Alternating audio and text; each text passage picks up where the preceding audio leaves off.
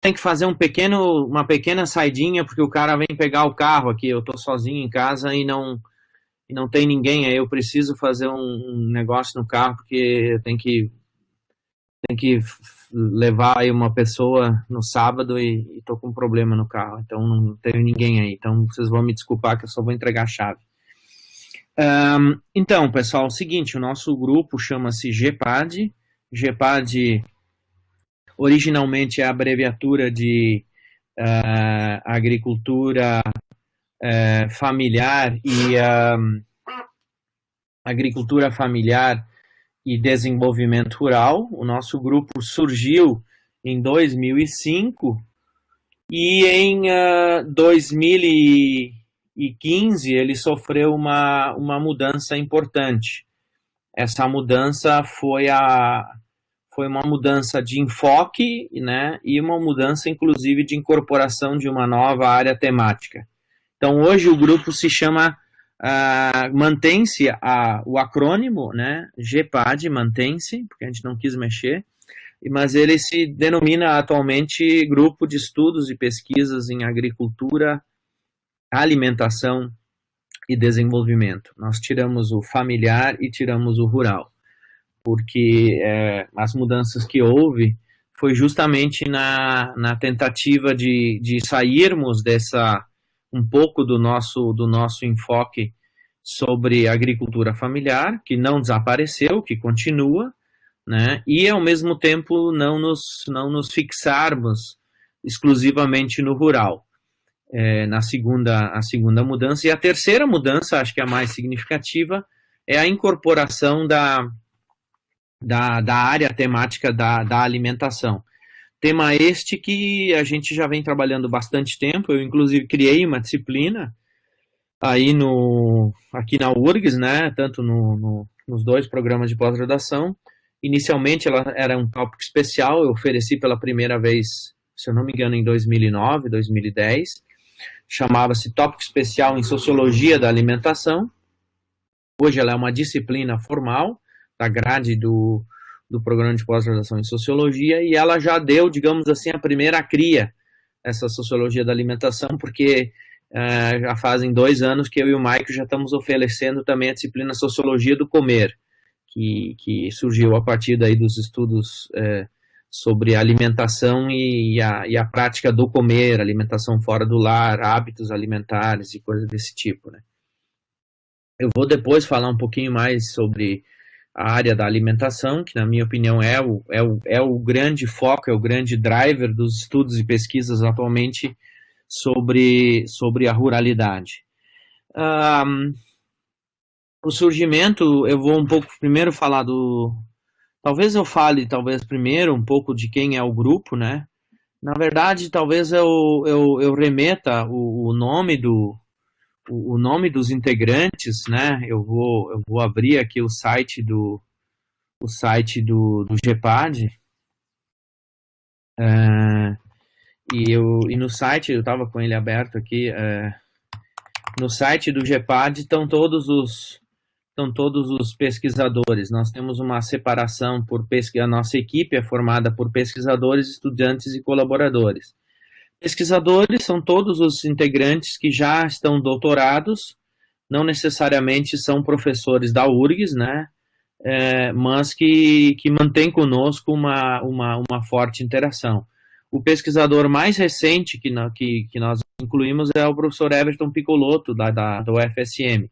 Mas a gente tem pessoas de vários lugares, aí, de várias universidades, de várias instituições, se eu não me engano, são 28 ou 29 pesquisadores.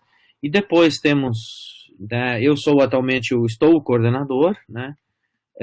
Depois temos aí os estudantes, que são tanto os estudantes de mestrado e doutorado e iniciação científica, né, todos os que né, trabalham com a gente, então também estão aqui no site.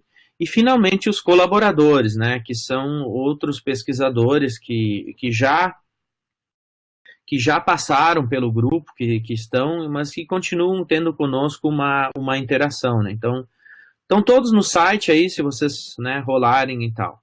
No site também tem um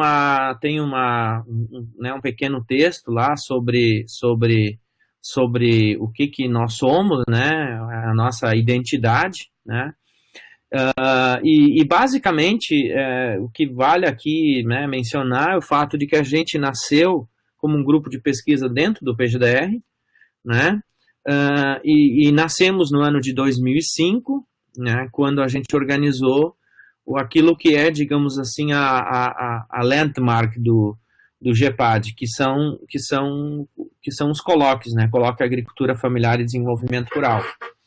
Inclusive, nós estamos, e esses colóquios se realizam, então, desde 2005. Hoje nós estamos para organizar o sexto ou o sétimo, não sei agora exatamente, sexto ou sétimo, deixa eu ver. 6 vezes 3, 18, eu acho que é o sétimo colóquio que a gente está organizando. Ele está sob a regência da professora Kátia Grisa. Ela, inclusive, mandou ontem um e-mail para a gente sobre o próximo colóquio, né? Então, é o sexto colóquio, tá? O sexto colóquio é o de 2020. Eu vou mostrar daqui a pouco algumas fotos sobre o histórico dos colóquios, um pouco porque essa é uma das principais atividades que a gente, desde então, passa a se, digamos assim, constituir como grupo.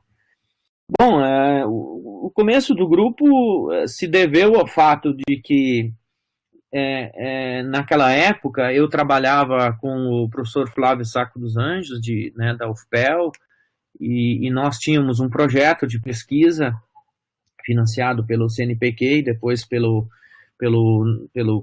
Ministério da Segurança Alimentar e da Fome, né, que a gente estava fazendo uma pesquisa sobre os CONSADs, e nós sentimos a necessidade e aí nós tínhamos um projeto de pesquisa, esse projeto chamava-se AFLDP, né, Agricultura Familiar e Desenvolvimento Local, e esse projeto deu várias teses, deu vários estudos, inclusive agora no ano passado o Vanderlei Tais, ele fez uma tese de doutorado voltando à mesma região, fazendo um estudo de painel sobre entrevistando os mesmos agricultores que nós entrevistamos em 2003, né?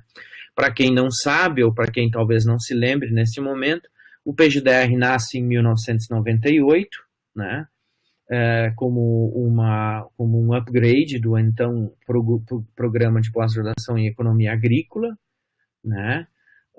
Eu já era professor da URGS, eu entrei aqui na URGS em 95, mas a minha presença na URGS já era um pouco anterior, eu já estava aqui de volta do meu mestrado na Unicamp desde 1994. E então eu iniciei o meu doutorado no pós em Sociologia em 94, voltei de São Paulo na época, para estudar, porque o programa de pós-graduação em Sociologia então foi criado em 94, né? Então nós somos a primeira, eu sou da primeira turma de alunos de doutorado pós em Sociologia. E naquela ocasião nós, em função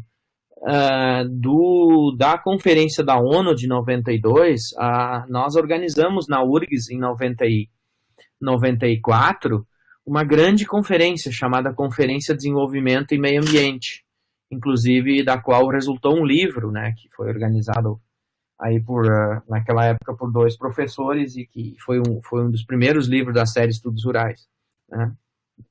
Já tá aí nos estandes aí do PGDR. Bom, aquele contexto era o contexto da discussão da sustentabilidade, tá certo? Então, os colegas aí nós conhecemos, a gente, claro, conhecia o pessoal naquela época do IEP, né? Porque vários professores naquela época, né? O professor Ival, a professora Anitta, o Zander, o Mário Riedel, né? O professor Jacques Marre, todos eles tinham participado do antigo programa de pós em Sociologia Rural, que funcionou no mesmo prédio onde a gente está hoje, de 1965 até 1992. Eu cheguei a fazer a seleção para a última turma de mestrado, 91, mas aí eu acabei não cursando, eu fui para São Paulo.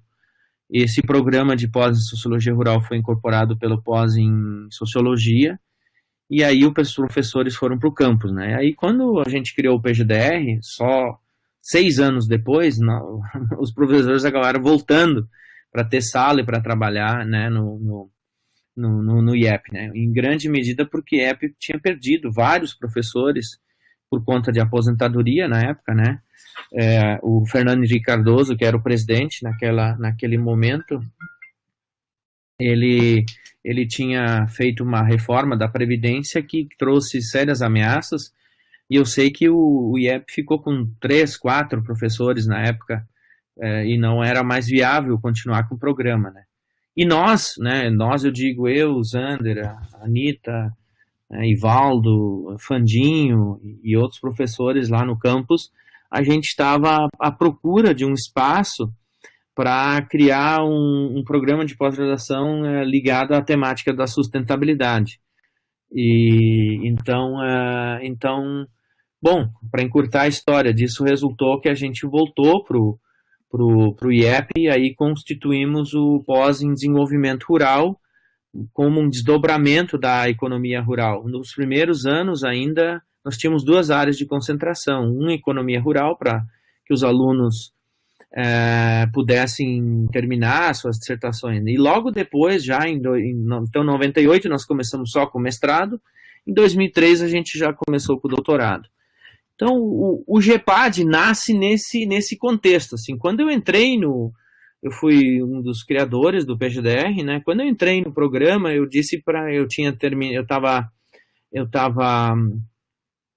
terminado o meu doutorado em 99, né? E eu disse para mim mesmo que durante 10 anos da minha vida eu ia estudar agricultura familiar. A minha agenda de pesquisa era estudar agricultura familiar, porque eu tinha certeza que esse era um tema que valia a pena investir, e que eu tinha a convicção de que nós tínhamos criado algo novo no Brasil, né? A discussão sobre agricultura familiar, ela começou ali por 93, 94, 96 surge o Ministério do Desenvolvimento Agrário, e estava, né, na crista da onda essa discussão naquele momento. E, particularmente, uma coisa me motivava muito, né? Nós estávamos todos, naquela época, os anos 90, sob o forte impacto de dois, 3 livros, né, no mundo acadêmico. O livro mais impactante foi o livro do Ricardo Abramovay, publicado em 1992, Paradigmas do Capitalismo Agrário, e depois, no ano anterior, tinha saído o livro do José Eli da Veiga, né, O Desenvolvimento Agrícola, uma evolução histórica, e tinha saído também, saiu mais tarde, em 94, 95, o livro Agricultura Familiar, do Ig Lamarche. Então, a agricultura familiar era o grande tema ali naquela época, junto com a questão dos assentamentos, reforma agrária, porque o MST estava assim, muito forte naquele período. Mas eu tinha comigo a ideia de que havia uma questão a ser esclarecida, que era a diversidade da agricultura familiar.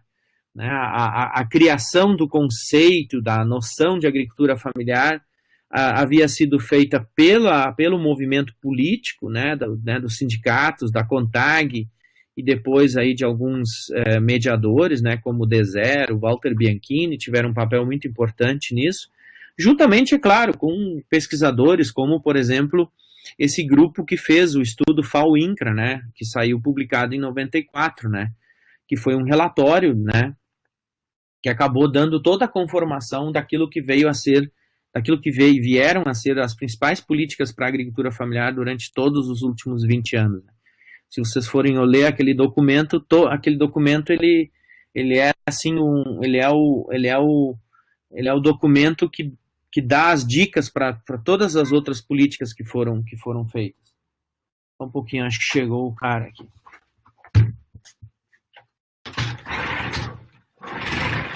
Então, naquela época, nós tínhamos essa agenda em torno da agricultura familiar. E eu disse para mim, quando eu apresentei meu plano de trabalho para entrar no PGDR, eu me lembro bem,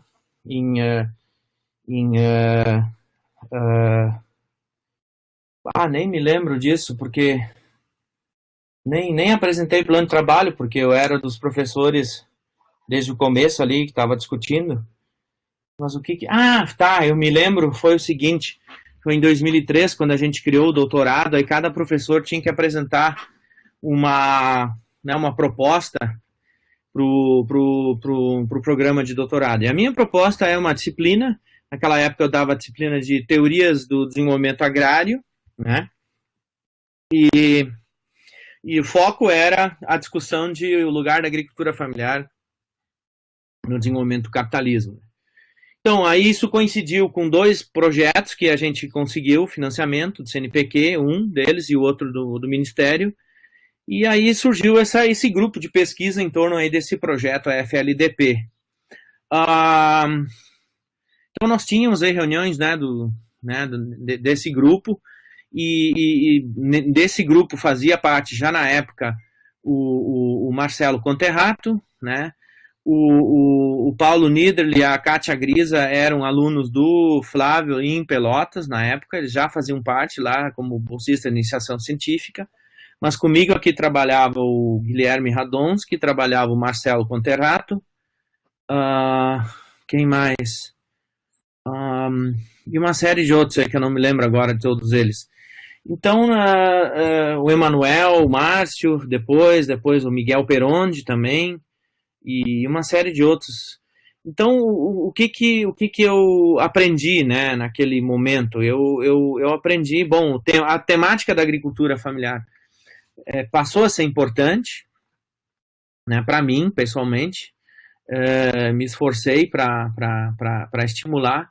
E a partir de 2005, então, nós passamos a ter um primeiro passo adiante, né? Por quê? Porque basicamente a nossa agenda até então era uma discussão sobre o que a gente chamava de dinâmicas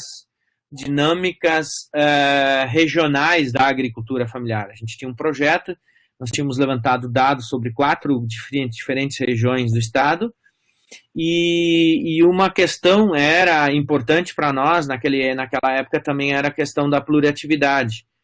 Mas basicamente o que nós queríamos mostrar era de que dependendo da região, dependendo do mercado de trabalho e das características, as estratégias de reprodução da agricultura familiar variam, né? Então nós queríamos provar essa hipótese. A partir de 2005, né, nós trabalhamos uns 3 ou 4 anos com essa hipótese, acho que conseguimos demonstrar essa hipótese, os trabalhos que foram defendidos mostraram essa realidade. A partir de 2005, nós percebemos que tinha que dar um passo adiante. E aí teve uma coincidência que eu conheci através aí de um outro colega de São Paulo, o professor Luiz Antônio Norder, que estava voltando do doutorado dele da Holanda, em Wageningen. Um belo dia nós conversamos, não sei por que razão, e ele estava sendo orientado pelo Van der Ploeg, em Wageningen, naquela época. Eu não conhecia o Yandal até então. O meu primeiro contato com o Yandal foi em 95, 96, mas não diretamente. O meu contato com o Yandal foi através do David Goodman, que veio participar da minha banca de tese, mas ele era professor na Califórnia, nos Estados Unidos, e ele orientava a Cláudia Schmidt, professora Cláudia Schmidt do Rio de Janeiro, que era minha colega de doutorado. Eu estava na França em 96, 97, fazendo meu doutorado com o Hugues Lamarche, e a Cláudia estava nos Estados Unidos com David Goodman.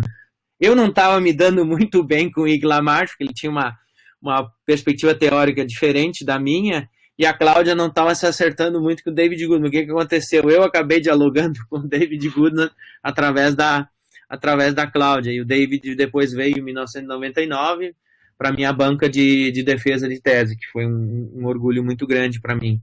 E a partir dele, ele que me apresentou o David Goodman. Um belo dia ele disse, Sérgio, o cara que está fazendo coisas mais interessantes sobre a discussão de campesinato e agricultura familiar na Prestígio dos Atores é o grupo de Wageningen, né? O grupo do Norman Long, do Yandal Van der Ploeg, desses caras aí.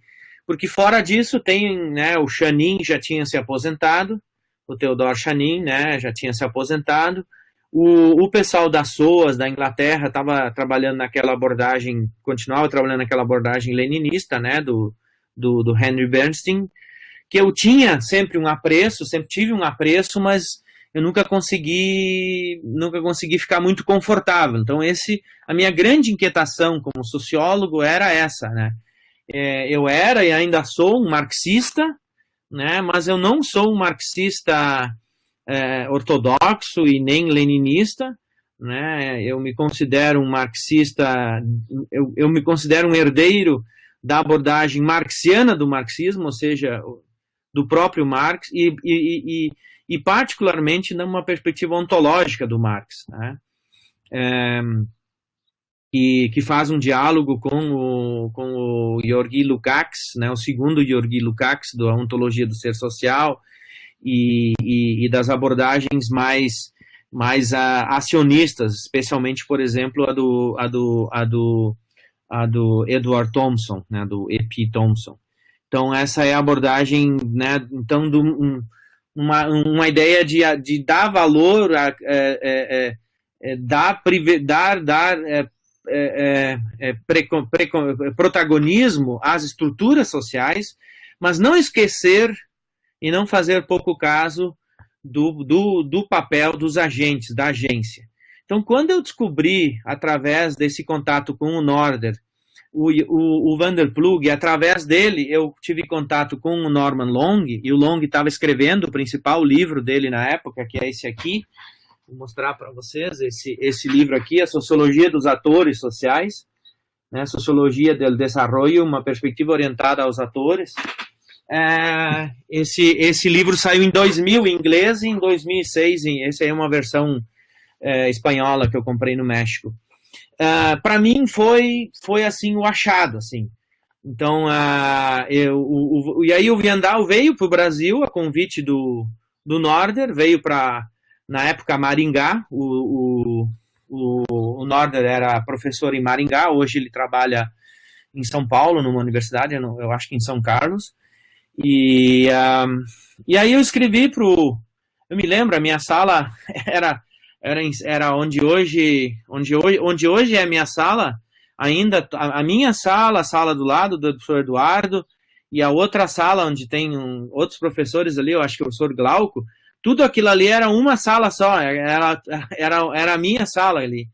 E eu me lembro ali naquela sala eu trabalhava, tinha um monte de bolsista e tal, não sei o que, né? Então, esse contato com o Van der Ploeg foi muito importante para mim e também para as outras pessoas que naquela época estavam se doutorando no PGDR. Porque nós conseguimos com ele veio para Porto Alegre em 2005, eu já vou compartilhar aqui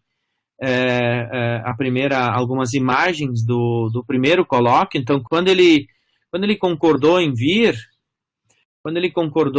para Porto Alegre em 2005, nós achamos, poxa, né? Por que a gente não organiza um evento, né?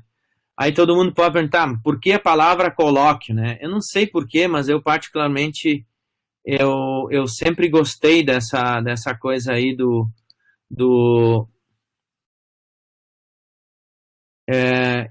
onde é que tá compartilhar?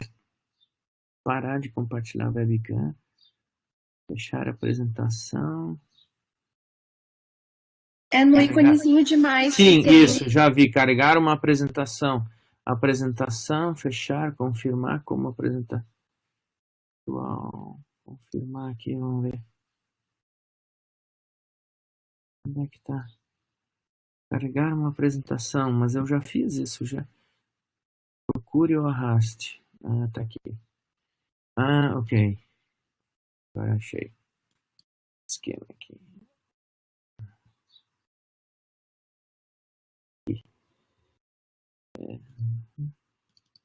Então, deixa eu mostrar para vocês aqui umas imagens de 2005. Ok, vamos lá. Cadê o negócio?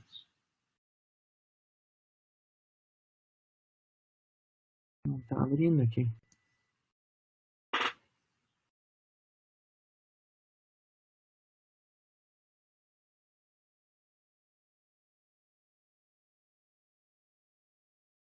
Carregar arquivo.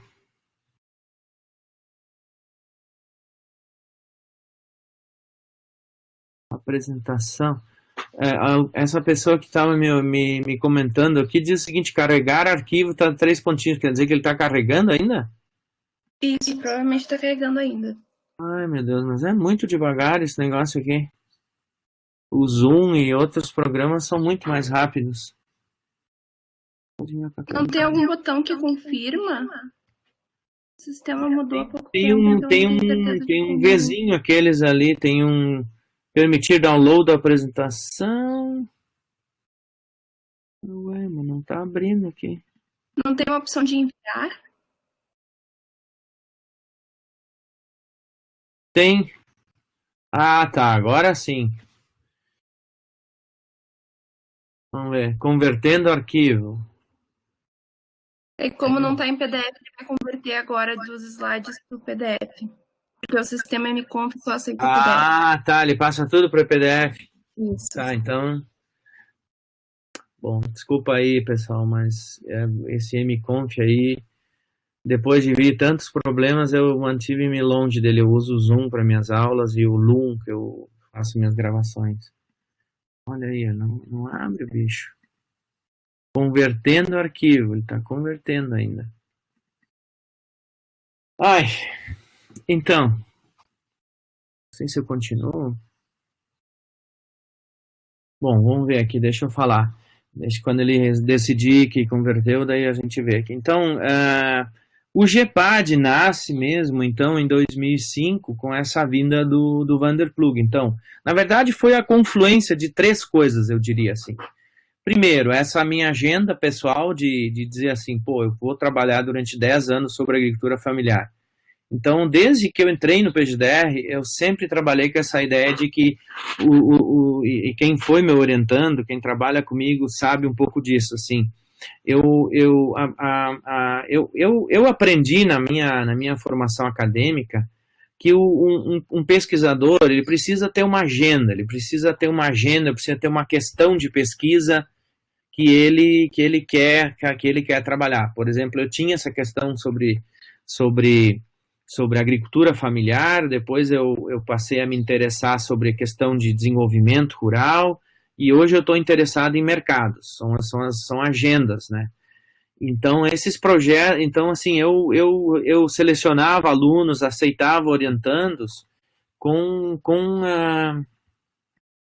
base nessa minha agenda, assim. E aí eu orientei vários alunos aí, muitos deles se tornaram meus colegas depois, né? E, bom, para tu ter uma agenda de pesquisa, né, pessoal, isso exige que tenha também uma abordagem teórica por trás, né? E isso não é uma coisa simples, né? Primeiro, assim, tu criar uma abordagem teórica, tu mesmo, não dentro né, da academia, não é nada fácil. Por outro lado, eu também não queria ser simplesmente um repetidor de abordagens teóricas que já existiam, né? Então, eu fui um cara que tive uma fortuna muito grande de ter estudado com professores importantes, né? Eu fui aluno do Graziano, fui aluno da Maria Nazaré, fui aluno do Igla March e tive vários, né, colegas e tal. Mas não me satisfazia. O que eu acho que eles fizeram a seu tempo, na sua época, foi muito importante. Extremo respeito pelo que eles fizeram. Mas eu achava que as questões que nós tínhamos naquela época, nos anos 90 e no início dos anos 2000, eram questões novas, né? Então, a questão da agricultura familiar, a questão das políticas públicas, do papel do Estado, eram questões novas, né? E assim, então, foi que primeiro surgiu essa ideia de ter uma agenda. Segundo, essa agenda me fez ter essa inquietação em relação à minha formação, né, sociológica, a minha abordagem sociológica, né, baseada sempre no marxismo e no diálogo com Shayanov.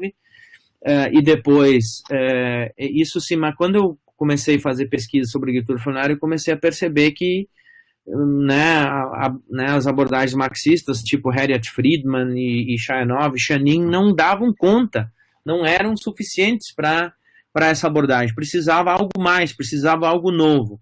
E esse algo novo eu encontrei na abordagem dos atores. E quando eu encontrei isso, eu disse assim para mim, poxa vida, né?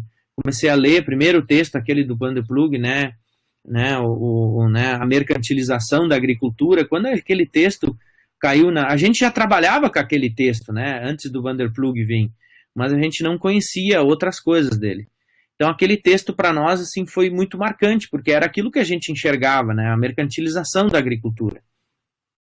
Mas não era uma mercantilização que ia levar necessariamente a uma proletarização. Bom, parece que agora...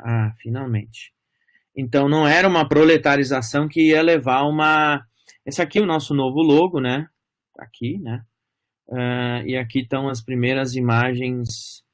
Aqui tem algumas coisas, mas eu quero mostrar essa imagem aqui do primeiro colóquio. Então, aqui foi a primeira vinda do Van der Ploeg. Nós fizemos aí lá na Faculdade de Educação o primeiro colóquio, né? 24 e 25 de novembro de 2005. Não fazia tempo que eu não tinha visto. E vejo, nem tinha PowerPoint, olha, era o projetor de slides ainda. Agora que eu vi essa coisa primitiva, olha só, tinha uma transparência. Então, quando o Van der Ploeg veio para cá, aí eu me lembro, assim, fiquei bem nervoso, meu inglês não era ainda muito bom, né, porque eu tinha feito meu doutorado na França, eu falava melhor francês do que inglês.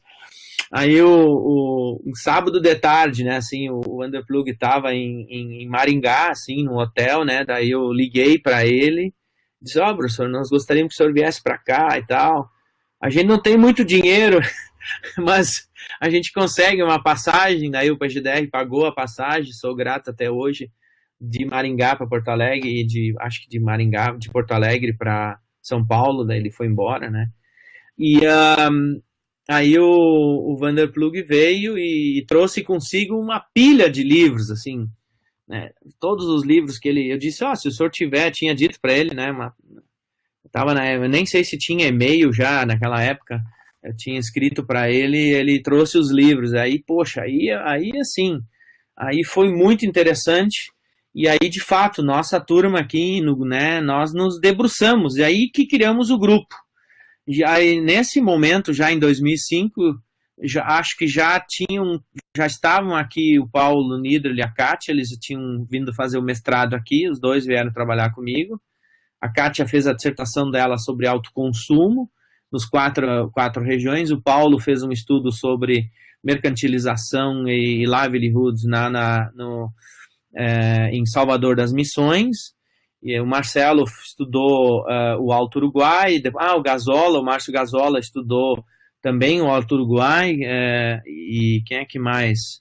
O Guilherme estudou a Serra Gaúcha, Veranópolis. E assim foi, né? Então, naquela época, nós estávamos num momento muito, muito interessante, né? Tínhamos recém começado o doutorado aqui na URGS, o PGDR começou em 2003. Nós tínhamos uma interação muito grande com o Abramovay e o Zé Eli, essa galera que vinham com frequência para Porto Alegre.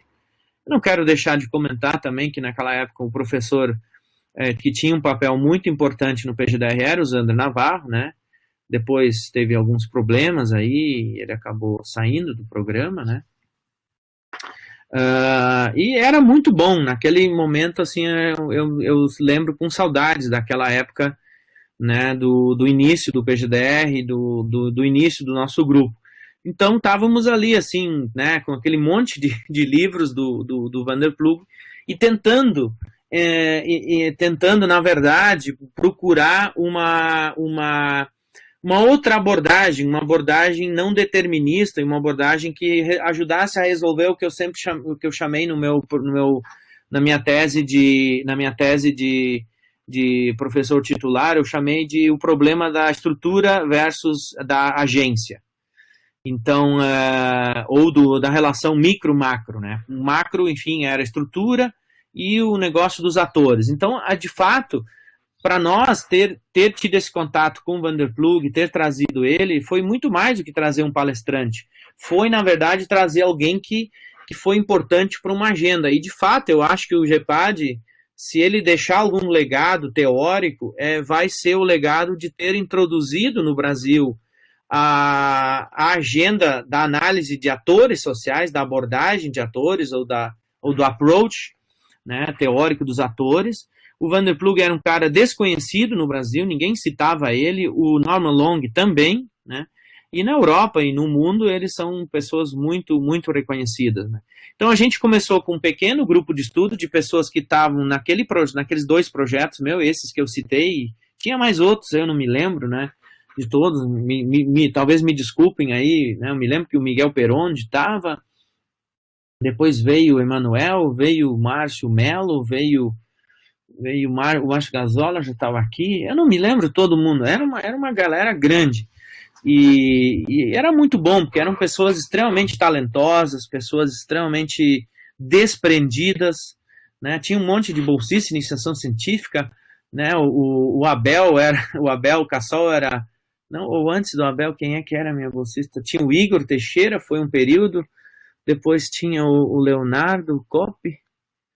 Eu tive vários bolsistas de iniciação científica, todas pessoas, a Carolina Castilhos, todas pessoas maravilhosas que tiveram um papel importante de dar um apoio. Mas então, o GEPAD começa com esse grupo de estudo, os colóquios nos projetam enquanto um grupo, né? E essa agenda da agricultura familiar e da diversidade da agricultura familiar é o tema central do primeiro colóquio, do qual resulta o livro A Diversidade da Agricultura Familiar. Tá? É esse livro aqui. Então a gente faz um colóquio e faz um livro. Depois a gente tem um segundo colóquio. Ué, cadê a imagem? Esse negócio aqui realmente é ruim. Não está aparecendo a foto aqui. Então a gente tem um segundo colóquio que é em 2008. Aí esse aqui vocês já podem perceber, né? O título dele é Os Atores do Desenvolvimento Rural. Então esse foi o nosso próximo passo, né? A gente começou estudando a diversidade da agricultura familiar. Eu acho que essa agenda a gente cumpriu. A gente mostrou que a agricultura familiar é diversa, não só diversa no sentido das rendas agrícolas e não agrícolas, né? E depois aí a gente começa a discutir, bom, agora a gente resolveu a coisa da porteira para dentro, agora é olhar da porteira para fora. É importante lembrar que entre 2005 e 2008 foram criadas as políticas públicas mais criativas, mais interessantes que foram desenvolvidas nos últimos 20 anos. O PAA, o PENAI, o PRONAF foi reformulado, enfim, foi a transição do primeiro para o segundo governo do Lula. O Bolsa Família passou a ter outro enfoque, né? Em 2009 o PENAI foi reformulado. Eu me lembro que eu orientei no PGDR, agora eu me lembrei o nome dela, Ana Luísa Miller, foi minha bolsista em iniciação científica e foi aluna de mestrado. Ela fez a primeira dissertação de mestrado no Brasil sobre o PA, orientada por mim e co-orientada pelo Marcelo Cunha Silva.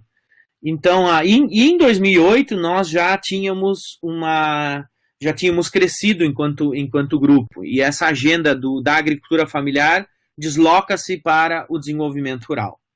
E aí a nossa agenda passa a ser sobre políticas públicas, tá? Olhar as políticas públicas e principalmente como as políticas públicas eram construídas na interface com os atores sociais. Essa foi a nossa agenda, né? Olhar essa agenda, a relação Estado-sociedade, e aí olhar como é que se dava esse processo. Isso nos leva, aí, bom, aqui não tem as fotos, não sei por que não carregou as fotos, né? Aí a gente vai para o terceiro colóquio. Meu Deus, não estou conseguindo enxergar nada aqui.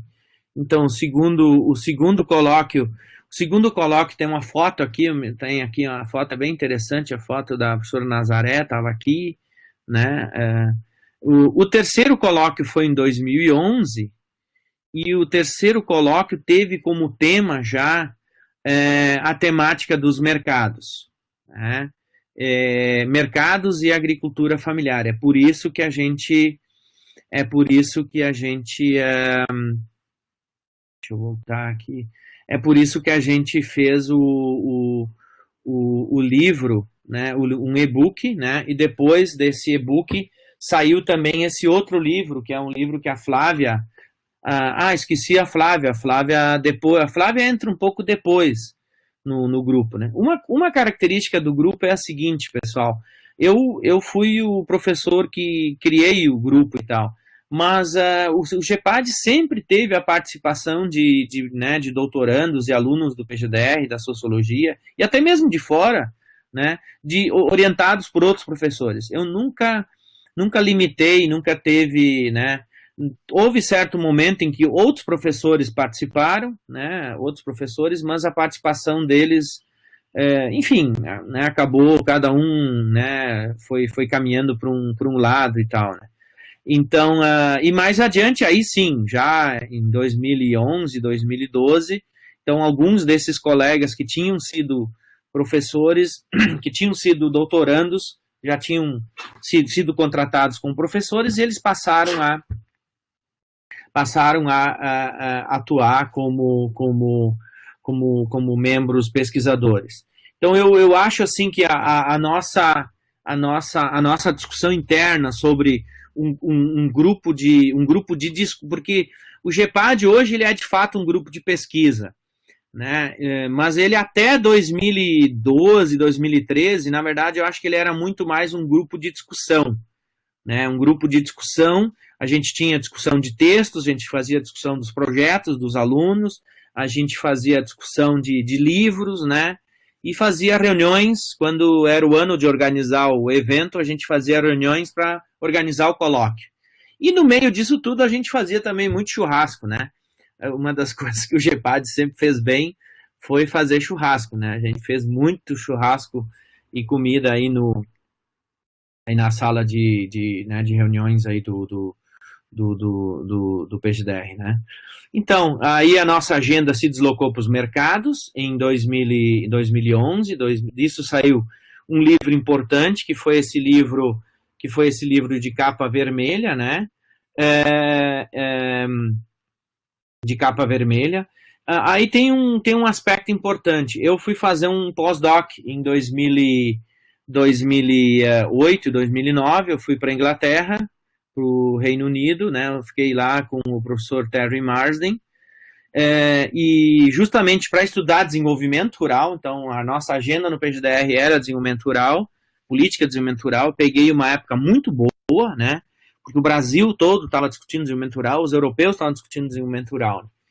E lá eu aprendi uma série de coisas sobre grupos de pesquisa, porque eles lá também, todas as universidades, as grandes universidades, só trabalham com grupo de pesquisa. Isso é uma coisa que eu sinto muita falta no Brasil, né? Eu acho que os programas até não sei se o Leonardo ainda está aqui nos escutando, mas isso é uma coisa que eu tenho dito várias vezes, os programas de pesquisa não deveriam se organizar por linhas de pesquisa, mas por grupos de pesquisa, né? E a seleção dos alunos deveriam ser através dos grupos de pesquisa. É claro que isso traz alguns problemas, algumas... Oi, Leonardo, sim, agora eu vi que tu tá aí. Isso traz algumas dificuldades, porque no Brasil a gente sabe como é que são as coisas, né?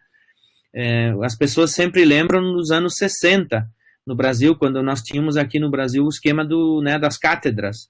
Isso virou uma coisa meio corporativista, né? Então corre-se o risco de, se os grupos de pesquisa se tornarem, digamos assim, os principais canais de organização, pode haver um certo viés aí. Mas, por outro lado, o fato é esse, né? As linhas de pesquisa em todos os programas de pós-graduação que eu trabalho, que eu conheço no Brasil, na verdade, não funcionam muito bem. Não há muita interação, não há reuniões, não há discussões, não há debates teóricos, né?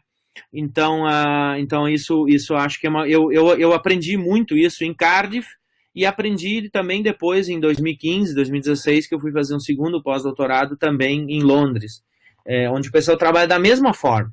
O pessoal dos grupos de pesquisa vem, traz os seus projetos, traz os seus resultados, traz artigos e discute as questões lá. E os alunos são selecionados, para trabalhar dentro dos grupos de pesquisa.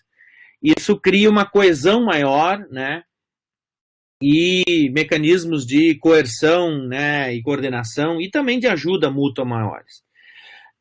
Então, a outra agenda, a agenda que nós começamos a desenvolver em 2011 foi de mercados, né? Nós fomos muito influenciados pelos artigos do Ricardo Abramovay e do John Wilson.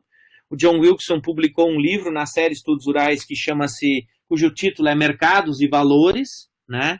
Esse livro foi bastante influente, né?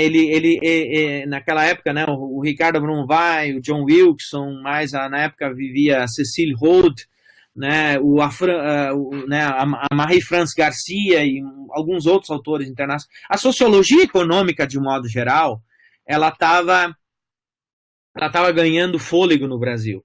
E a sociologia econômica trabalhou e trabalha muito com a questão da construção social de mercados. Tá? E se a gente olhar as políticas públicas que nós tivemos no Brasil, a principal política pública de construção de mercados é o PA. O PA ensinou muito e ensina muito sobre como é que se constrói mercados. Porque no Brasil a gente basicamente tinha e tem até hoje, nós já resolvemos o problema fundiário, né? Claro, se alguém me perguntar, não tem a questão da reforma agrária, sim, tem, mas enfim, a gente pode discutir outra hora. A gente resolveu o problema do crédito, né? Ou seja, a gente tem crédito e tal, mas nós não resolvemos o problema do acesso aos mercados, né? Nós não resolvemos o problema da construção de mecanismos de abastecimento de cadeia. Então, aí o GEPAD incorpora essa agenda de mercados, e quando eu volto da Europa, eu trago toda uma abordagem da alimentação, né, que eu já tinha trabalhado. Quando eu orientei a tese de doutorado da Rosane Triqueza, eu me dei conta, e quando eu estava em Cardiff, eu tive que fazer várias palestras sobre alimentação escolar em 2008, 2009. Aí eu me dei conta que esse era um tema muito interessante.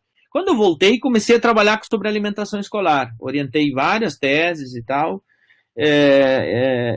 E aí também criei a disciplina de Sociologia da Alimentação em 2010. Né? E bom, aí foi interessante, porque aí eu não sei exatamente, mas eu acho que 2010, 2011, 2012, o Paulo Niederli faz concurso na URGS, a Kátia também, o Marcelo estava em Pelotas, vem para Porto Alegre numa troca de vagas com o PGDR, e aí o GEPAD, bom, aí eu disse, bom, agora, né, o Guilherme entrou na URGS um pouco, acho que nessa época também, ele esteve conosco no começo, né, do GEPAD enquanto um grupo de pesquisa. Então, em 2014, 2015, o GEPAD realmente ganha mais musculatura e ele deixa de ser um grupo de estudo e passa a ser um grupo de pesquisa. E as agendas hoje do grupo, para ir terminando, então, elas estão relacionadas, os slides não estão funcionando. Então, eu só queria dizer o seguinte, então, essa agenda da questão da alimentação, ela é introduzida por mim em 2010, 2011, e naquela época era aluna de doutorado do PGDR a Fabiana Tomé e a Alessandra Matti, que foram duas pessoas muito importantes para o GEPAD também. Nenhuma delas eu fui o orientador principal, né? Eu fui o co-orientador da Alessandra, mas ela sempre trabalhou com o Paulo Vaquil. Mas elas foram minhas alunas e meio que se encantaram por essa questão, né, dos alimentos e tal. E os alunos da disciplina de Sociologia da Alimentação de 2012 me ajudaram a organizar o primeiro workshop de estratégias alimentares e abastecimento em 2013. E aí vocês perguntam, pô, mas como é que dava para fazer tanta coisa? Era o colóquio num ano, né? Workshop no outro. Pessoal, vocês não têm ideia. De 2005 a 2013, por aí, tinha muito dinheiro no Brasil. Hoje eu vejo como a gente era feliz e não sabia. Tinha dinheiro no CNPq, eu cheguei a ter 4, 5 editais. Dinheiro não faltava, tinha bolsa. O Leonardo se lembra, a gente no negócio do censo agropecuário em 2010, 2011, nós chegamos a aprovar um projeto com o IPEA, que o Leonardo e eu coordenávamos, nós tínhamos 18 bolsas. 18. Olha, eu ficava louco com tanto problema com tanto bolsista, não tinha ninguém no PGDE que não tinha bolsa cheia, entende? Então, então assim, era uma época de ouro, realmente. Então, o GEPAD pegou essa época de ouro, a gente conseguia dinheiro, aprovava projeto no CNPq, na CAPES, era mandar, bater e levar, a gente conseguia trazer todos os pesquisadores internacionais. Então, acho que isso também foi uma coisa importante que, enfim, modéstia à parte, o GEPAD, talvez eu tenha tido um papel nisso, de ir para fora e, ao mesmo tempo, trazer os pesquisadores que a gente achava importantes para Porto Alegre. Né? Então, hoje eu digo assim, todos os pesquisadores internacionais que vocês podem ler e citar nas grandes revistas, aí vocês podem ter certeza que todos eles já passaram por Porto Alegre, todos eles já vieram. Para terminar mesmo, né, então eu diria assim, o último ponto, assim, o GEPAD teve assim, 2 momentos mais assim, de destaque. Né? Acho que o grande momento foi 2018, quando a gente organizou a Conferência Internacional Agricultura e Alimentação, e aqui eu quero render um enorme agradecimento e reconhecimento à Potira Praz, que me ajudou muito, né? Ela foi contratada, foi bolsista, né? Já estava no GEPAD, e ela ajudou muito, né? Também outras pessoas, né? A gente conseguiu, aí a gente começou a trabalhar para não mais ser um grupo de pesquisa só do GEPAD, porque hoje o meu esforço é esse. Eu estou convencido que essa agenda alimentar, ela é a agenda estratégica. Pensar o desenvolvimento rural, na minha opinião, hoje é pensar novas formas de produção, distribuição e consumo de alimentos. Por isso que eu acho que pensar desenvolvimento rural passa a ser complicado, porque pensar o desenvolvimento como um todo, porque não é mais só sobre o rural. Ou pensar o desenvolvimento rural integrado com o urbano. E a questão alimentar não é hoje mais uma questão de produção. A questão alimentar é basicamente uma questão de acesso aos alimentos e ela é uma questão de distribuição, portanto, de mercados. Tá? E é por isso que a minha agenda de pesquisa hoje são mercados alimentares. O segundo grande momento, para terminar, foi agora durante a pandemia. Eu estou muito surpreso, estou muito feliz com o que o GEPAD fez durante a pandemia. Nós reformulamos o nosso site, nós tivemos aí o GEPAD, começamos, não sei, né, nem sei como é que começou, assim, alguém disse, por que a gente, em março foi, né, né em março alguém cantou a pedra assim, por que a gente não faz reuniões virtuais? Tá, daí fizemos uma reunião, acho que foi por Skype, troço nem funcionou direito.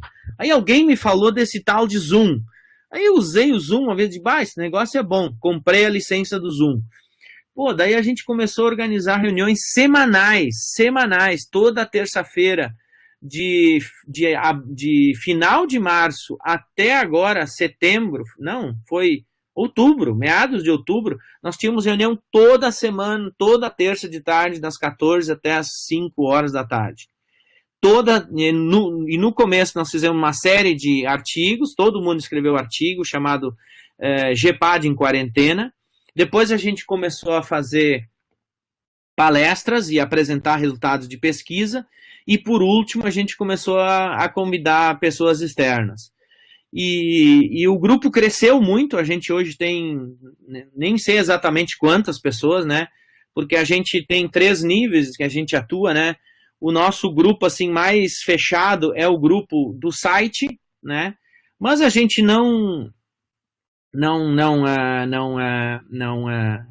fecha as portas, né? Aí temos o grupo registrado no CNPq, que é mais o pessoal aí, né, acadêmico. E depois temos um grupo de WhatsApp também. E as grandes linhas de pesquisa, e aí realmente termino, que a gente está trabalhando hoje, são essas que estão no site ali, tá? As nossas linhas de pesquisa são agricultura familiar, continua, né, a linha 1, continua sendo aquela discussão que a gente começou desde o começo. A segunda linha é políticas públicas, também é o que a gente fazia ali em 2008, a gente continua fazendo. E as 2 coisas novas são a linha 3 e a linha 4, que é mercados alimentares e inovação e mediação e construção de conhecimento. Tem uma quinta linha surgindo, que provavelmente a próxima reforma do site a gente vai colocar, que é dietas e consumo, que é um grupo aí grande que está trabalhando, que é o Maico, a Potira, né? E o pessoal tá trabalhando aí. Então, pessoal, eu acho que eu fico por aqui, eu já falei muito, usei aí 40 minutos, 41 minutos, mas eu comecei também um pouco mais tarde, então 35 minutos falando para vocês do nosso grupo de pesquisa. Eu fico muito feliz, a gente está terminando hoje, ontem nós trabalhamos aí numa proposta, nós vamos participar de um edital aí do SEBRAP, para discutir agora nosso novo interesse agora é digitalização e mercados, né? Digitalização rural e mercados. Essa é a agenda que está emergindo aqui no nosso grupo, né? Sem contar as outras coisas, né? Então a gente pretende continuar. Eu não falei das nossas parcerias com a China, com a Rússia, né? Dentro de outro grupo de iniciativas que é sobre os BRICS. A minha ideia pessoal, aí é uma coisa mais minha, é criar na URGS um observatório dos ODS, né? Eu já tinha encaminhado algumas coisas, mas com essas mudanças que houve aí institucionais, eu não sei mais o que vai acontecer. Recursos também não existem, parece que está tudo derretendo, né? Parece que o gelo está derretendo, parece que as coisas estão cada vez mais difíceis, mas, enfim, é isso, né? Essa é a trajetória de... Esse ano vão fazer 15 anos, a Kátia está organizando o 6º colóquio e brevemente vocês vão ter notícias. Eu fico por aqui, estou à disposição para perguntas, comentários, sugestões, críticas são sempre bem-vindas, né? Também pode fazer. Leonardo. Sérgio, muito obrigado pela trajetória que tu nos trouxe, né, do GEPAD, ainda anterior, na própria formação do GEPAD, bem interessante, muito obrigado mesmo, porque aí isso reportou aquilo que se tinha ainda antes da composição do PGDR, né, a sociologia rural, depois a sociologia, né, a economia rural, foi um pouco de a gente diz, uma barriga de aluguel, né, para o desenvolvimento rural, né. Uhum. E essas aventuras, né, que o Sérgio nos relatou, né, Sérgio, de repente, com a cara e com a coragem, né, começar a intervir, a procurar pesquisadores estrangeiros, né, um pouco do que o Sérgio comentou no início da exposição, ainda antes de formalmente apresentar o GEPAD. Tá, os caras que eu gosto, eles estão cansados de escrever, como Abramovay, né, mas o Sérgio, na verdade, muito modestamente, né, apresentou, né, os seus pesquisadores originais, seus professores, né, brasileiros, mas na prática está conseguindo mexer com uma energia interminável, né, então é o universo acelerado que é o Sérgio, né, ele dá esse ritmo bastante forte em conjunto de discussões que evoluem ao longo desses 15 anos, né? O ponto de partida, então, como ele comentou, foram as discussões sobre agricultura familiar, em boa medida ainda todas as citações que foram feitas, né, ao longo do Congresso da Sober. Então, assim, puxa, segunda, terça e quarta ouvindo os caras citar o Schneider, agora eu vou ter que ouvir o Sérgio falar de novo. Ah, não, tô de saco cheio, Sérgio. Mas, se me permite, eu não quero também ficar roubando o tempo de quem está nos acompanhando aqui, mas o GEPAD está no ano certo, né, segundo, como a gente diz, a academia que dá os prêmios Nobel lá, não é, Sérgio? Então, esse ano, o prêmio Nobel da Paz foi para o Programa Mundial de Alimentos da ONU, né? Uhum. Então, as coisas, como se diz, estão muito entrelaçadas com toda essa trajetória do GEPAD, né? Quando tu chega nos aspectos de... e em alguns conflitos que apareceram, inclusive no Congresso da Sober, né? O quanto que existe coexistência da grande produção agrícola e da produção familiar, como é que se viabiliza o escoamento da produção familiar, mas aliado a isso também aspectos de segurança alimentar e nutricional, né? Os elementos identitários, não é só encher barriga, né? Então, essa discussão que tu nos trouxeste, acho que foi no teu segundo pós-doc, né? Que teve que estudar muito a questão de alimentação infantil, alimentação escolar, né? Então, parece que chega no momento, infelizmente, um momento de escassez de recursos e talvez de decisões de administração federal adversas, né? Mas é quase como um pico que reconhece toda a importância das pesquisas que o GEPAD tem construído ao longo desses 15 anos, né? Para citar o GEPAD como um grupo formalizado, né? Então, um pouco assim, se é uma sensação errada da minha parte observar esse ápice que talvez esteja com o Nobel da Paz, muito vinculado às pesquisas que o GEPAD faz, né? Ou se, como se diz, eventualmente é só uma coincidência, que eu acho que não é, né? Eu posso te comentar rapidinho, Léo. É o seguinte, as coisas começam a mudar muito fortemente. Ontem, aliás, eu falei isso na SORG, na Solber, né, Léo? As coisas começam a mudar no mundo em 2007 e 2008. O que nós estamos vivendo agora, a crise que a gente está vivendo agora, eu sempre digo nas minhas falas, a pandemia, a Covid-19, ela é, na verdade, assim, a cereja do bolo da crise, né? Existe um bolo embaixo e a Covid é só a cereja. Em geral, o pessoal só enxerga a cereja. Mas o mundo vive uma crise brutal, né? O mundo vive uma crise brutal. E se tu pegar, assim, quais são hoje pegar a nossa área de estudos, que é desenvolvimento, tá? Quais são as duas grandes abordagens que tem no mundo sobre desenvolvimento? Uma delas é Piketty, né? O grande vendedor de livros aí, não é só vendedor de livros, o cara é sério, estuda e faz coisa como cientista, economista, bem feitas. É um cara que vai ganhar o Prêmio Nobel de Economia algum dia, o Thomas Piketty. O que ele diz?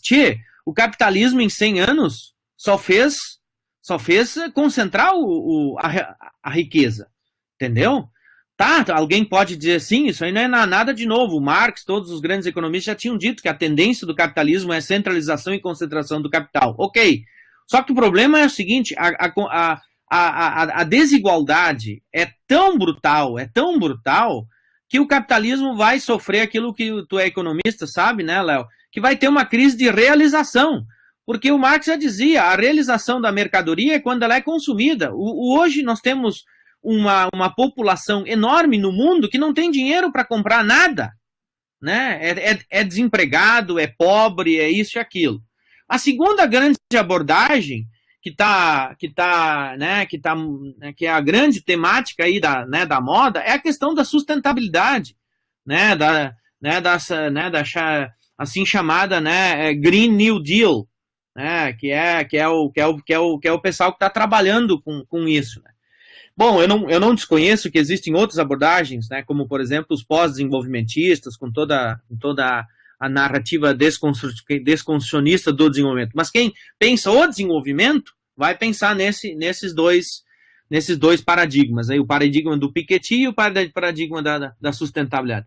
Poxa vida, ambos estão dizendo e estão mostrando que o capitalismo, se continuar assim, ele vai se destruir. E aí vem o que eu sou um fã do Polanyi, né? O Polanyi, né, junto com a minha paixão pelo Plug e o Long, eu fui desenvolvendo um grande amor né, por meu grande guru, o Karl Polanyi. E com a crise de 2007 e 2008, o Polanyi se tornou ainda mais atual, mostrando que se não houver regulação, instituições para botar um freio nessa maluquice do capitalismo atual, nós todos vamos sucumbir.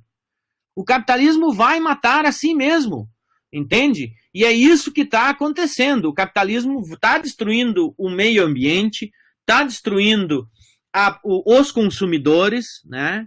E está destruindo a própria ciência hoje em dia. O que nós estamos assistindo hoje é mais gravíssimo ainda, né? A desconstrução da ciência, e a começar pela saúde pública, por todo esse discurso aí agora em torno da vacina. Poxa, o que é isso, entendeu?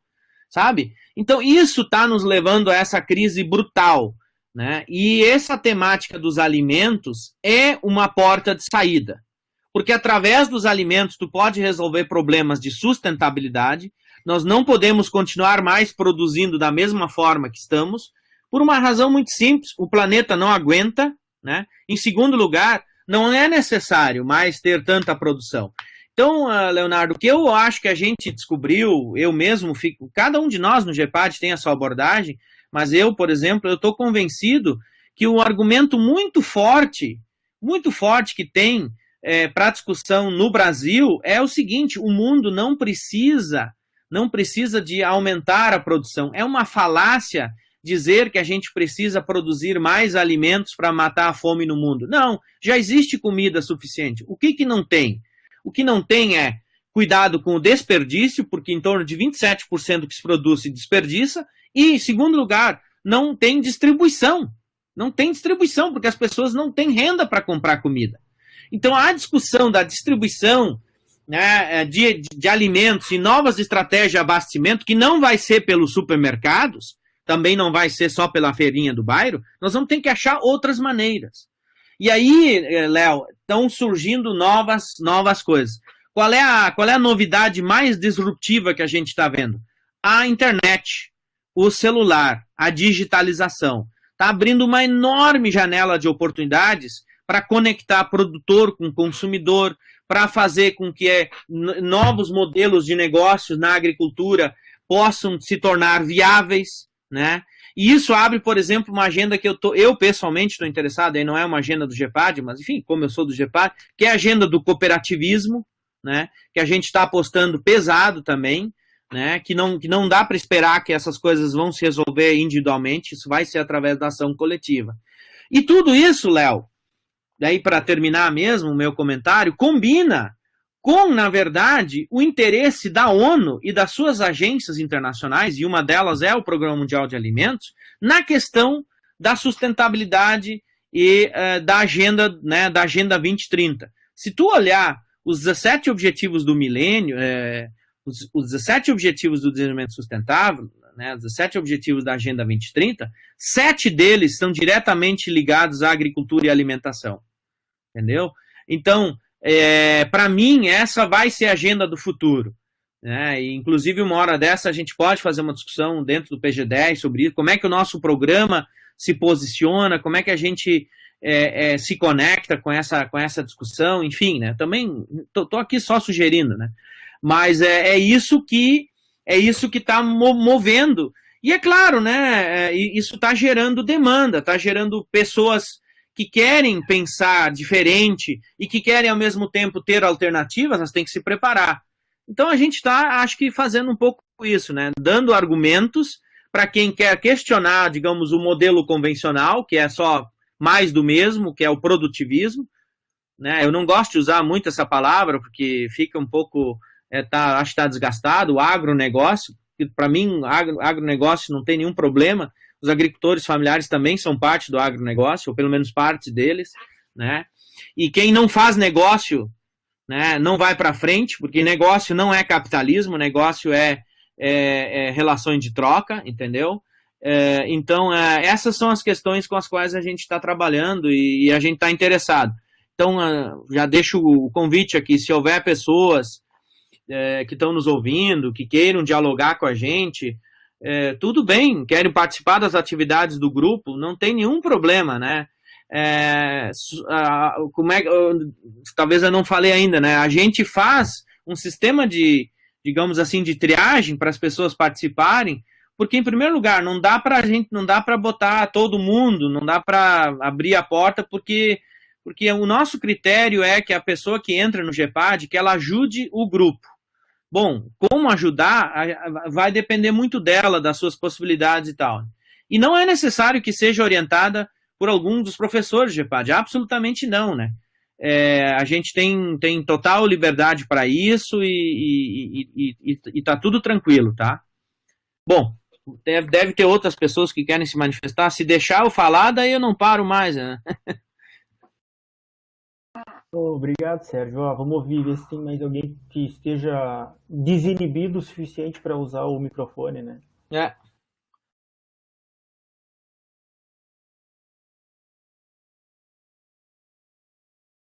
Enquanto isso, só dois breves comentários. Talvez esse prêmio Nobel, talvez ele tenha provocado algo que tu trouxe para nós agora nesse teu comentário final, a necessidade da própria ONU unificar os seus discursos, né? Porque a gente tem documentos da ONU que impõem a necessidade de expansão da produção. Eu te disse, não, a questão-chave é na mão de quem está a produção, de que maneira que isso vai ser distribuído, né, o desperdício, a questão de evitar, né, coibir a manutenção de um excesso de poder que se tem sobre os alimentos, né? Então as estruturas estão concentradas e isso faz com que haja uma artificialização na oferta de alimentos. Para poder garantir preço, né?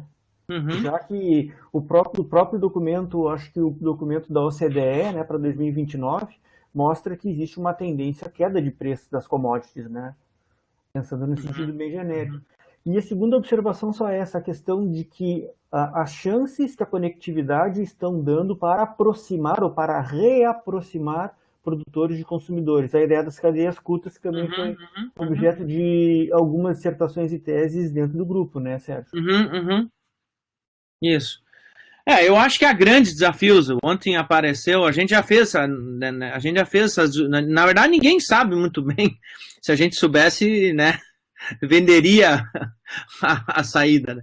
Por exemplo, o John Wilson fez uma apresentação, ele já escreveu um texto sobre isso, o Paulo Nieder está pesquisando isso também, o Maico também, que é a questão dos alimentos plant-based, né? Então, toda essa descarnificação do sistema alimentar, né, do sistema, né, ou despecuarização do sistema alimentar pelo surgimento de carnes de origem laboratorial industrial. Nem sei se esse é o nome correto.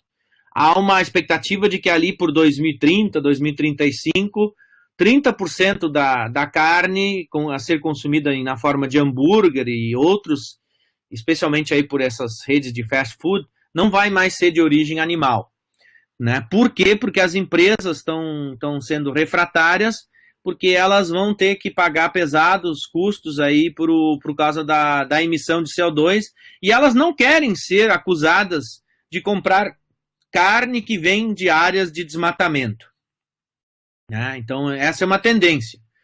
Aí a outra tendência é o pessoal que fala que as coisas vão para a cadeia curta, mercados locais, a agroecologia, né?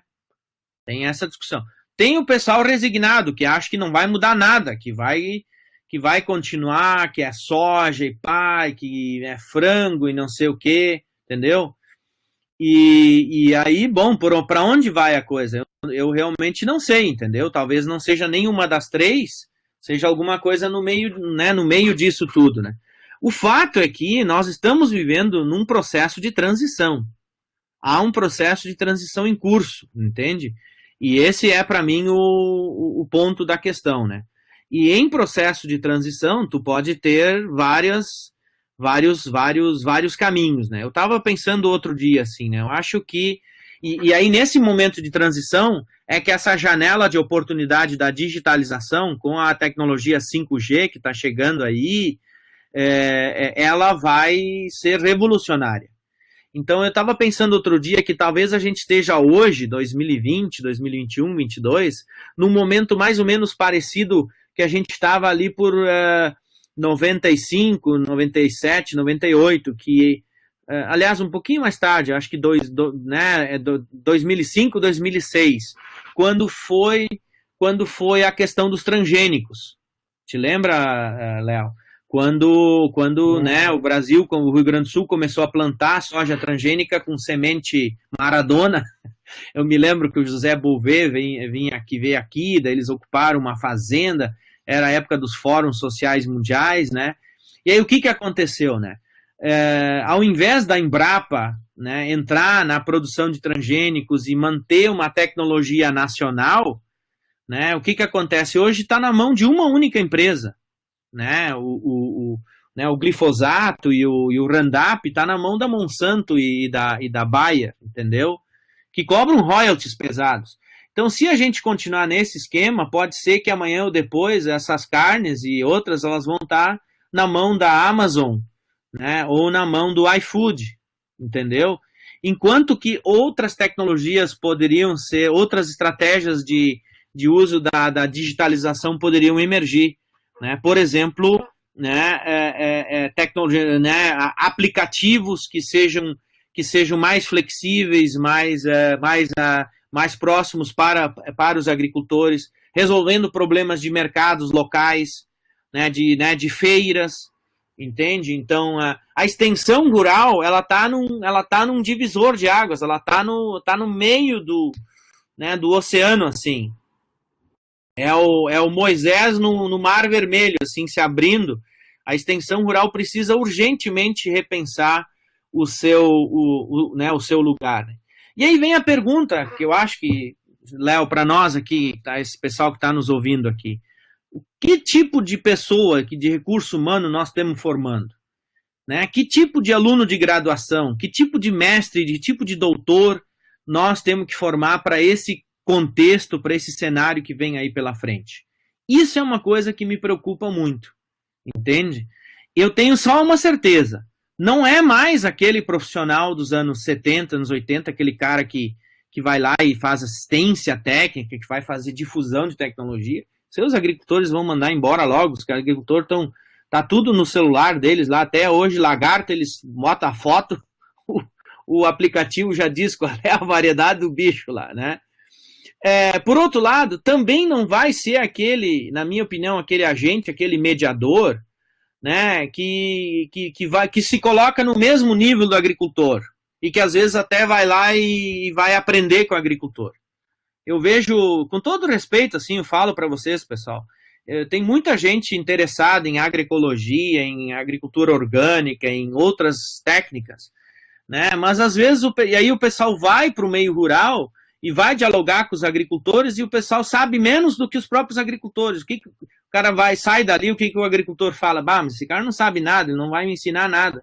Então a grande pergunta é o que é o conhecimento científico hoje? O que as universidades devem fazer? Nós não podemos nos render ao saber tácito, ao saber das pessoas. Entende? Porque senão nós mesmos, nós tiramos o nosso papel, nós nos autodispensamos. Eu não estou dizendo que a gente não deve dialogar, ter diálogo de saberes, ter interação com os agricultores. Claro que não, mas ninguém vai dialogar com um cientista, ninguém vai chamar um técnico para ele dizer para ele o que ele já sabe, ou menos do que ele esperava. Entende? Então isso para mim é um grande desafio. Eu tenho assim para mim que às vezes eu pergunto, para que serve ciência hoje? Entendeu? Para que nós servimos hoje? E isso é importante saber responder isso, porque a sociedade está indiretamente nos questionando. Eu, por exemplo, como sociólogo, cientista social, eu me questiono muito lá no campus do Vale. O pessoal né, o atual governo diz que sociologia não precisa de médico, engenheiro. Daí eu fico assim pensando, mas qual é o argumento que eu tenho para convencer, né, o governo para dizer que sociologia, ciência social, que é importante, né, que precisa dar bolsa para nossos alunos e tal. Então, sabe, eu estou num dilema muito grande e eu acho que a resposta não é discursiva, não é eu fazendo fazer um discurso, fazer uma narrativa. A resposta é prática, nós temos que ter soluções práticas, os nossos alunos são a nossa projeção. Os alunos que a gente forma, eles são a nossa imagem e semelhança. Se eles forem bem, nós teremos legitimidade e nós teremos reconhecimento. Então, eu me preocupo muito com isso, sabe? E isso, para mim, é muito importante.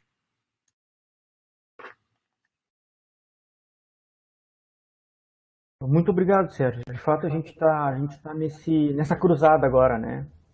Só para pegar o gancho do teu último comentário aí, que é a gente, como universidade pública, né, conseguir demonstrar nós, como somos necessários para na sociedade. Uhum. E nós somos interdisciplinares, né, com proximidade com as ciências sociais, como nós somos importantes para entendermos e para melhorarmos a vida das pessoas nas suas diferentes dimensões, né? Uhum. Então esse realmente é um compromisso que todos nós precisamos aceitar que foi assumido, né? E exatamente como falou, né?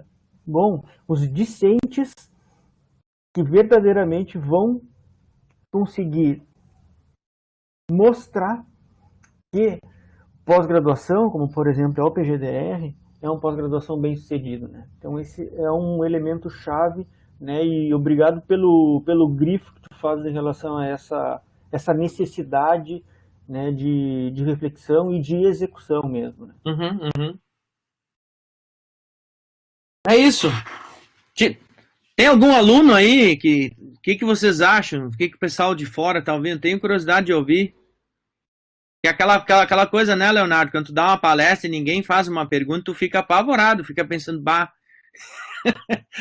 ou eu falei bobagem, ou ninguém gostou do que eu falei. Ficou todo mundo com medo. Não, mas sério, o pessoal tem sido bem, como é que se diz, comedido mesmo, né, nas nossas exposições aqui, mas, como é que se diz, com os ouvidos muito atentos, né, e com um processo de digestão, né, das informações, né, de tudo que é passado em relação aos grupos de pesquisa, que é um pouco demorado mesmo. Então, mas é como a gente já tem captado, né, depois dos encontros anteriores, tá? E tudo será demandado, né? Alguém vai atrás de ti, vai pedir contato contigo, conversar com os demais colegas que compõem o GEPAD, né, para ter informações adicionais e para eventualmente já assistir alguma reunião que vocês estejam fazendo semanalmente. Então agora a gente sabe por que o teu pedido foi como se diz, pelos diálogos acontecerem hoje, quinta-feira, e não amanhã na sexta, porque amanhã é dia de reunião do grupo, né? Na verdade, Léo, a gente agora, desde que voltaram as aulas, vários de nós e os próprios alunos também, né? Então, se eu não me engano, a última reunião que nós fizemos foi 20 e poucos de outubro. Então agora, não, outubro não, setembro, faz umas 3 semanas que a gente não tem mais reunião às terças, porque ficou pesado demais, uma reunião por semana, e daí as pessoas tinham várias lives, eu estou dando 3 disciplinas esse semestre, outros colegas também, então assim, eu mesmo tive problemas de saúde, aí pressão subiu, tive uns rolos aí, e aí a gente resolveu dar uma segurada aí, porque o semestre estava ficando muito, muito, muito pesado. Ainda que alguns governantes achem que a gente não esteja trabalhando nada e nem merecendo salário, né?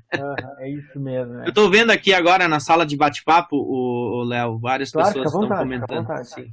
Tá. Não, mas é isso. Mas se o pessoal quiser entrar em contato com outros professores e tal, a gente agora, acho que a próxima atividade do GEPAD vai ser o colóquio.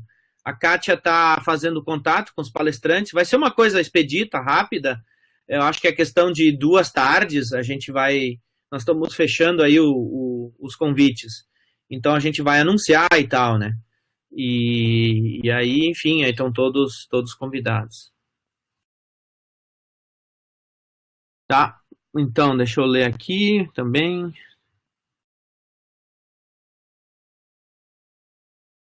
Tá bem. Então tá, acho que é isso. E aqui a Andrea Meinratz está mencionando, eu esqueci de falar da escola de inverno, Léo.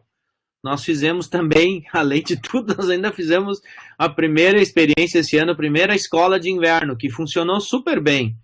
A gente abriu a inscrição, os professores do GEPAD, né, cada um falou um pouco sobre o seu tema, e nós abrimos inscrição em menos de 5 dias, tivemos mais de 300 inscritos. Tivemos que, inclusive, fechar as inscrições porque não, o Paulo comprou a licença do Zoom para 300, que é um pouco mais cara, mas era uma sala de aula só para 300 alunos, a gente não tinha espaço para todo mundo. Mas foi super bem sucedido, assim, o pessoal gostou mesmo. Obrigado, Andréa, tá? Tô vendo aqui. Parabéns. E ela fala, tá tudo no YouTube, Andréa, tá? É isso aí. Então, se alguém quiser, a Andréa tá sabendo aqui. A Andréa sabe mais que eu. Sabe mais que eu, claro, especificamente nesse negócio dos vídeos aí, desculpa.